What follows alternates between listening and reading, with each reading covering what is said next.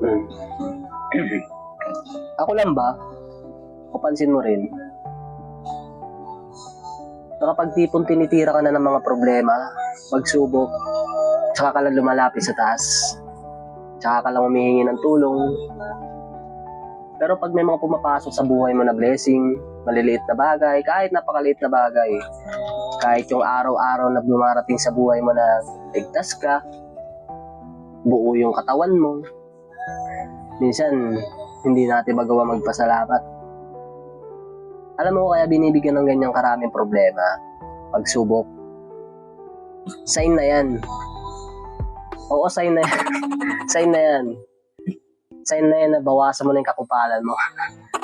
Kasi biruin mo sa bahay, kupal ka. Tapos pagdating ulit sa trabaho, kupal ka pa rin.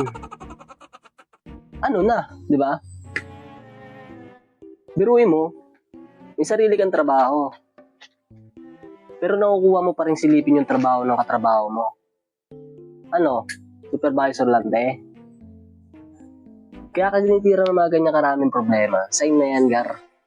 Sign na yan sabi ni Lord, magbago ka na. Bawasan mo yung kakupalan mo, nagigigil ako sa'yo, ha?